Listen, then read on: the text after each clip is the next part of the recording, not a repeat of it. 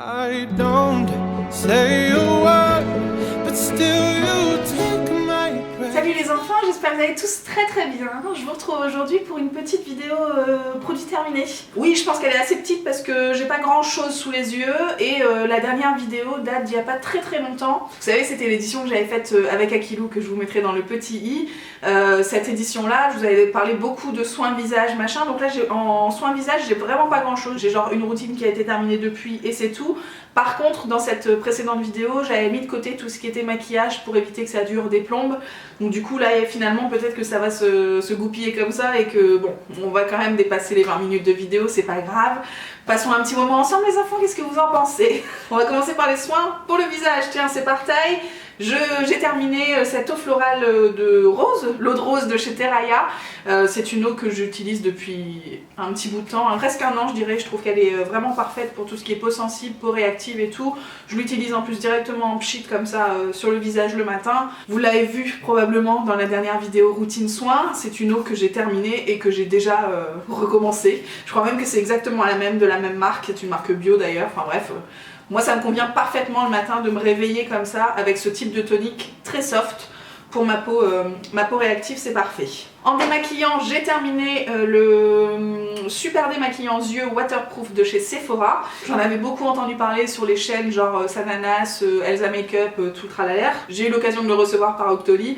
Du coup j'ai tenté le coup, je le trouve très efficace, en même temps c'est un démaquillant biphasé, donc voilà je crois que j'en connais pas un seul qui ne fonctionne pas, même sur le maquillage waterproof, c'est pas ce que je porte, mais ça a fait ses preuves de toute façon. Très efficace, après ça reste le genre de démaquillant que tu utilises avec un coton, enfin voilà c'est pas ce que je préfère. Là en ce moment qu'est-ce que j'ai? Avec un coton j'ai un lait de chez La Roche-Posay que j'aime bien, qui est tout doux et tout, c'est une texture en plus que j'avais pas utilisée depuis un moment donc ça m'a fait plaisir d'y revenir. Et puis sinon j'ai toujours le Baume au My Cream, voilà que j'utilise directement au doigt, bref j'ai les deux versions. Celui-là je le rachèterai pas, j'étais très contente de le tester mais ça s'arrête là, hein, on va pas tergiverser. En crème de jour j'ai terminé la crème fluide hydratante de la marque Effiderm, qui est donc une crème avec de l'acide hyaluronique, c'est fait en France. C'est bio ou c'est pas bio? Il n'y a pas de label en tout cas, mais je pense que c'est une composition très naturelle puisque je l'ai reçue dans la box Belle au naturel. De toute façon, actif 100% d'origine naturelle, sans parabènes, sans phénoxyléthanol, sans phtalate, sans colorant, enfin bref. Plutôt très bonne composition et surtout très agréable, pas de parfum de ouf, enfin voilà, moi j'aime vraiment bien les crèmes, je vous dis toujours les crèmes à tout faire, tu sais, enfin le genre de crème que tu portes sans le savoir, et moi j'ai besoin de ça le matin, il y a suffisamment de sketchs qui viennent s'ajouter par la suite pour que voilà, la base hydratante soit très soft. Ça c'était une texture très veloutée en fait, j'ai bien aimé le flacon pompe, parce que ça sortait un peu, ouais, une crème façon velours, presque crème fouettée, tu vois, enfin voilà, très agréable là pour cette période, c'était vraiment parfait. Et je l'ai terminé ce matin, donc c'est justement la crème que vous avez vue en action dans la dernière vidéo routine soins, mais je sais pas par quoi je vais la remplacer. Il va falloir que j'ouvre mes placards et que je trouve un truc un peu similaire. En tout cas, je vous la conseille, je l'ai trouvé vraiment top. En contour des yeux, j'ai terminé celui de chez Talgo, la gamme Source Marine. Fluide regard, Hydra-Lumière 24 heures, voilà je l'ai trouvé sympathique, sans plus. J'étais agréablement surprise par le fait que, encore une fois, il n'y avait pas d'odeur. La marque Talgo c'est un peu qui tout double, hein. Il y a quelques produits qui sentent un peu les algues marines, tu vois, l'embrun, fond de tiroir, tout ça. Et bon, j'avais pas du tout envie de ça en contour des yeux, et là c'était très soft. Mais du coup c'était un petit peu soft aussi en termes d'hydratation, après moi j'ai pas besoin de grand chose. Ces derniers temps je suis assez reposée, enfin franchement je vais pas me plaindre. La météo est assez clémente aussi, enfin il fait pas moins 15 chez moi. Puis de toute façon je sors tellement peu. Ce que je veux dire c'est que j'ai pas du tout les traits qui tiraillent. Donc ça faisait l'affaire à mon niveau pour éveiller un peu le regard et puis décongestionner après la nuit. Mais c'est pas le genre de contour des yeux que je vais vous conseiller si jamais vous avez besoin d'un truc costaud, anti-rides, machin, enfin bref c'est un peu soft quoi. C'est un petit peu soft. En ce moment j'en utilise un aussi que vous avez vu dans la dernière routine soins, donc je vous y renvoie. Sinon j'ai terminé deux sérums. Alors il y a d'abord celui de chez La Roche-Posay, le Yalu B5 sérum concentré anti-rides, réparateur et repulpant. Et le sérum éclat à l'extrait de grenade de la marque Olala. Olala, je vous en ai parlé dans la vidéo des favoris de janvier je crois. Canon. Un effet lumière comme ça qui était vraiment très appréciable en plein hiver quoi, donc c'était chouette. Je l'avais reçu dans une box, je sais plus laquelle. C'est fait en France, encore une fois pas de label, mais une bonne composition. La grenade, on adore dans les soins visage, de toute façon tout ce qui est fruits, moi je suis partante à fond. Et là j'ai bien aimé aussi la petite pipette qui pipe bien, enfin voilà, c'était un petit contenant mais une texture assez gélifiée. Donc finalement t'as pas besoin de beaucoup de produits et ça s'étale bien sur la peau. Celui-ci, même principe, c'était assez gélifié aussi, mais plus côté hydratant, tu vois. Là, on était vraiment ciblé lumière, et là, c'était côté confort, en fait. Ils disent anti-rides, moi, je peux pas tergiverser pendant 5000 ans. Je sais pas, j'ai quelques rides, effectivement, après... J'ai pas vu que ça avait diminué ou que ça s'était aggravé. Maintenant, ce que je peux vous dire, c'est que c'était très agréable à porter, que ça pénètre vachement vite sur la peau, donc tu peux te maquiller derrière assez vite. Pour celles et ceux qui sont pressés le matin, c'est toujours bon à prendre. Et puis moi, j'aime bien les produits La Roche-Posay. Je sais que c'est un peu controversé par rapport à tout ce que je vous présente de hyper naturel, mais je trouve qu'il y a toujours un petit plus, quoi. Puis il y a tellement de gammes avec des propriétés spécifiques et tout, que je m'y retrouve toujours en fonction de la galère que j'ai actuellement ou pas. Enfin, voilà, j'aime beaucoup ces produits-là. Ensuite, on va passer aux produits maquillage, mais là j'ai un truc un peu hybride à vous présenter. C'est l'addition concentré éclat, le sérum de chez Clarins, qui se présente comme ceci. Alors il n'est pas complètement vide, mais ça fait déjà 2 étés que je l'ai utilisé, donc voilà. À la rentrée de septembre dernier, je me suis dit bon, j'arrête, parce que j'ai pas envie de me traîner ça pendant 5000 ans. Qu'est-ce que c'est? C'est donc un autobronzant progressif, sous forme de... gouttes, comme ça, goutte à goutte en tout cas, que tu vas verser directement sur ta crème de jour. Alors il te conseille entre 1 et 3 gouttes selon l'intensité souhaitée. Alors tu peux commencer progressivement, effectivement, avec 1 goutte dans ta crème de jour pendant 3 jours, puis quand tu sens que le hâle commence à monter, tu peux mettre 2 gouttes, 3 gouttes, selon la carnation de ta peau aussi, tu verras bien. Mais j'ai beaucoup aimé ce produit, je trouvais ça hyper naturel, je trouvais ça efficace aussi, vraiment il y avait un changement dans ma carnation de peau. Alors moi je le réserve à l'été quand je prends un peu de couleur et que je veux que ce soit un peu harmonieux, ou alors quand je pars en vacances au mois de septembre, ce qui n'est pas arrivé, mais fin août en tout cas, et que j'ai envie d'être un petit peu pimpée dès le mois de juin, ça marche aussi. Voilà, j'ai trouvé ça très très chouette. Par contre ça coûte une fortune, et il me semble qu'il existe le même produit pour le corps, qui a exactement la même composition. Donc je pense que vous pouvez tout à fait l'utiliser sur le visage, et le rapport quantité-prix va avec. Donc si j'ai un produit de ce type-là à vous conseiller, ce sera le même, mais version corps, qui est trouvable chez Sephora, évidemment. Je vous ai pas dit, mais en sérum en ce moment, j'utilise celui que vous avez vu dans la routine soin aussi, que je vous conseille pas forcément. Je vous laisse aller voir ce que je vous en raconte dans cette autre vidéo. Sinon, j'ai terminé le correcteur infaillible de chez L'Oréal, le More Than Concealer, c'était la sortie de l'année dernière. Canon, canon, canon, donc moi j'avais la teinte 330 Pécan, qui correspondait à ma carnation, j'irai au mois d'octobre, à peu près. Donc j'aimais bien parce que c'est un gros embout comme ça, mousse. C'est aussi un gros packaging, je sais pas combien il y a de millilitres là-dessus, mais il y a vraiment de quoi faire. Et du coup je pouvais à la fois, j'allais dire débleuter, enlever le bleu de mes cernes et corriger les rougeurs de mon teint. Ça a fonctionné pour les deux. Alors évidemment celles qui préfèrent avoir le contour des yeux vraiment beaucoup plus clair, ça va pas marcher, mais chez moi c'était vraiment pour uniformiser la base de teint.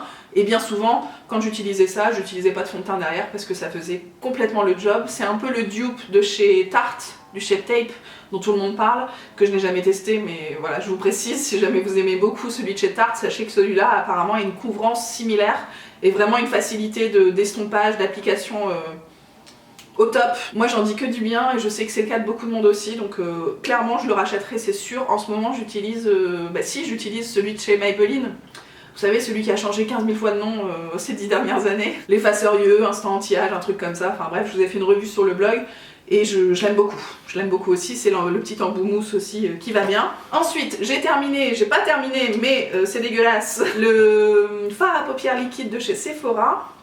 Alors comment il s'appelle? Outrageous Eyeshadow, c'est la teinte numéro 6, qui est donc un bleu-gris, qui est canon, canon, canon, hein. C'est vraiment typiquement ce que j'aime porter, je vous en ai souvent parlé.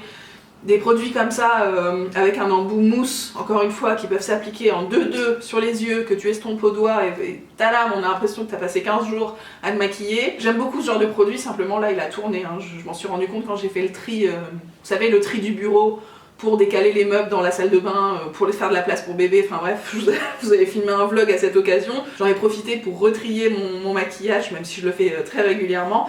Et je suis tombée là-dessus, alors du coup la couleur a tourné, il est hors de question que je continue de mettre ça sur mes yeux. Donc voilà, on dit tcha-tcha, je trouve ça dommage parce que... Enfin ça fait pas 10 ans que je l'ai quoi, tu vois, ça doit faire 2 ans grand max. Je l'utilise certes régulièrement, peut-être que je l'ai trop ouvert, trop fermé. Mais encore, enfin, normalement t'es censé avoir du maquillage pour t'en servir, tu vois, c'est pas censé traîner au fond d'un placard. Donc je sais pas, je suis un peu perplexe, je vais pas vous recommander du coup ce type de produit. Ensuite j'ai terminé un mascara de chez L'Oréal. Son petit nom c'est Unlimited. ou bien Very Different Waterproof Mascara, je ne sais pas trop. Vous savez, c'était le mascara. Alors la brosse est en cône plutôt classique, mais le classique que j'aime bien, puisque c'est des petits picots avec effectivement davantage de matière sur l'extérieur, donc c'est cool pour les yeux de biche, n'est-ce pas? Mais c'était aussi le petit sketch de la brosse, enfin du manche, qui se twiste comme ça. Bon, écoutez, ça c'est gadget, hein. Pour moi, je pense que pour certains ça peut faciliter l'application, poser sa main ou je sais pas quoi. Moi je fais pas ça, Donc je m'en fous un peu. J'ai pas un souvenir mémorable de ce produit là, donc je sais pas trop quoi vous en dire. En ce moment j'utilise le Big Lashes de chez Bourjois, c'est la petite nouveauté aussi, que je trouve très bien. Et voilà, j'ai pas grand chose à vous dire sur ce mascara là. L'Oréal a fait beaucoup mieux, notamment le Paradise Extatic ces derniers temps.